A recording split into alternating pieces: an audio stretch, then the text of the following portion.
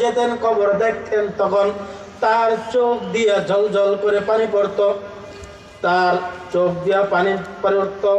তখন তার সফর সঙ্গীরা, সাথীরা বলতো যে হযরত, আপনি তো রাসূলুল্লাহ সাল্লাল্লাহু আলাইহি ওয়াসাল্লামের 2 মেয়েকে বিবাহ করেছিলেন, আপনাকে তো আল্লাহ রাসূল সাল্লাল্লাহু আলাইহি সাল্লাম জান্নাতি সাহাবী বলে ঘোষণা করেছেন।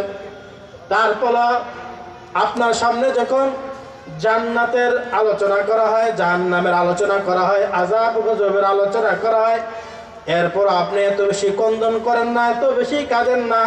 কিন্তু যখনই আপনি কোনো কবরের পাশ দিয়ে অতিক্রম করেন, কোনো কবর দেখেন, তখন আপনি এত বেশি কাঁদেন কেন? হযরত উসমান রাদিয়াল্লাহু তাআলা আনহু বলেছেন, হে আমার সাথীরা, কবর হলো আমাদের জন্য আখিরাতের জন্য প্রথম ঘাঁটি। এই কবর যার জন্য সহজ হবে, এই কবর যার জন্য ভালো হবে, এই কবর যার জন্য কল্যাণকর হবে, তার জন্য বাকি ঘাঁটিগুলো সহজ হয়ে যাবে, তার জন্য বাকি ঘাঁটিগুলো সহজ হয়ে যাবে। প্রথম ঘাঁটি হলো আমাদের জন্য কবর। এই কবর থেকে যদি কোনো মানুষ, কবরের আযাব থেকে, শাস্তি থেকে যদি কোনো মানুষ বিরত থাকতে পারে, হেফাজত থাকতে পারে, মুক্তি থাকতে পারে, তাহলে আল্লাহ তাআলা তাকে বাকি ঘাঁটিগুলো সহজ করে দেবে। সুবহানাল্লাহ। সম্মানিত হাজিরিন, এজন্য আমাদেরকে জাহান্নামকে ভয় করতে হবে, জাহান্নামের আযাবের ভয় করতে হবে। সর্বোপরি আমাদেরকে আল্লাহ সুবহানাহু ওয়া তাআলাকে ভয় করতে হবে, আল্লাহ তাআলাকে ভয় করতে হবে, তাকওয়া অর্জন করতে হবে। এটা যে কত গুরুত্বপূর্ণ। আমরা যদি তাকওয়ার দিকে খেয়াল রাখি, আল্লাহ সুবহানাহু ওয়া তাআলা পবিত্র কালামুল্লাহ শরীফে, কোরআনুল কারিমে প্রায় 100 জায়গায় তাকওয়ার কথা বলেছেন, আল্লাহকে ভয় করার কথা বলেছেন। সুবহানাল্লাহ। প্রায় 100 আয়াতে, 100 জায়গায় আল্লাহকে ভয় করার কথা আল্লাহ সুবহানাহু ওয়া তাআলা বলেছেন। যেরকম ভাবে আয়াতে কারিমার ভিতরে আল্লাহ সুবহানাহু ওয়া তাআলা বলেন, ইয়া আইয়ুহাল্লাযীনা আমানুত্তাকুল্লাহ ওয়াল তানজুর নাফসুম মা কদ্দামাত লিগাদিন ওয়াত্তাকুল্লাহ। আল্লাহ সুবহানাহু ওয়া তাআলা বলেন, ইয়া আইয়ুহাল্লাযীনা আমানুত্তাকুল্লাহ, যে ঈমানদাররা তোমরা আল্লাহকে ভয় করো, তোমরা আল্লাহকে ভয় করো, তাকওয়া অর্জন করো।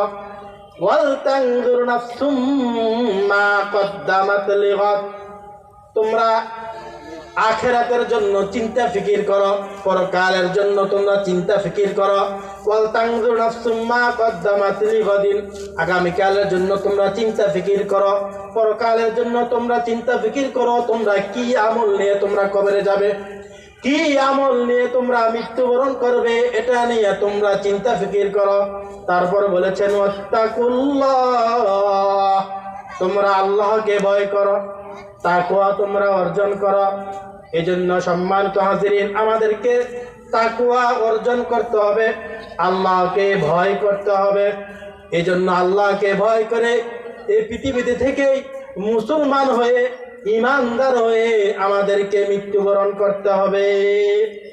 ওয়ালা তামুতুন্না ইল্লা ওয়া আনতুম মুসলিমুন, আল্লাহকে ভয় করে, নেক আমল করে, ঈমানদার হয়ে, মুসলমান হয়ে আমাদের মৃত্যুবরণ করতে হবে। আর যদি আমরা ঈমানদার না হয়ে, মুসলমান না হয়ে যদি আমরা মৃত্যুবরণ করি, তাহলে সহজে হিসাব করা যায় আমাদের গন্তব্য কোথায় হবে। আমাদের গন্তব্য কোথায় হবে সহজে বোঝা যাবে যদি আমরা ঈমান না নিয়ে মৃত্যুবরণ করি, মুসলিম না হয়ে মৃত্যুবরণ করি। এই জন্য আমাদেরকে মুসলিম হয়ে মৃত্যুবরণ করতে হলে নেক আমল করতে হবে। কি করতে হবে? নেক আমল করতে হবে, তাকওয়াবান হতে হবে। আর তাকওয়াবান আমরা কিভাবে হব, তাকওয়া আমরা কিভাবে অর্জন করব? তাকওয়া 2 ভাবে অর্জন করা যায়। কয়ভাবে? 2 ভাবে অর্জন করা যায়। 1 নম্বর হলো আল্লাহ ওয়ালাদের সুহবত। কি 1 নম্বর হলো আল্লাহ ওয়ালাদের সুহবতে থাকলে তাকওয়া সহজে অর্জন হয়ে যাবে।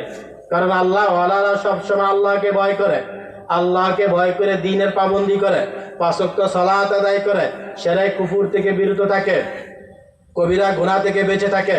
এই জন্য আল্লাহ ওয়ালাদের সোহবতে, হক্কানি আলেমদের সোহবতে আমাদের থাকতে হবে যেরকম ভাবে আল্লাহ সুবহানাহু ওয়া তাআলা বলেন, ইয়া আইয়ুহাল্লাযীনা আমানুত্তাকুল্লাহ ওয়া কুনু মা'আস সাদিকিন।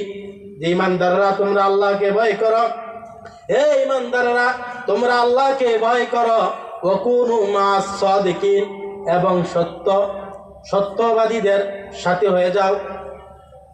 এই জন্য আমাদেরকে আল্লাহওয়ালাদের নিকটে থাকলে তাকওয়া অর্জন হবে। তাকওয়া অর্জন হলে আমরা ঈমানদার হয়ে মুসলিম হয়ে আমরা মৃত্যুবরণ করতে পারবো। আল্লাহ তাআলা আমাদের সকলকে তাকওয়া অর্জন করার তৌফিক দান করে। সকলে বলে আমিন। আল্লাহ তাআলাকে পরিপূর্ণভাবে ভয় করার তৌফিক দান করুন। সকলে বলে আমিন। ওয়া আখিরু দাওয়ানা আনিল হামদুলিল্লাহি রাব্বিল আলামিন।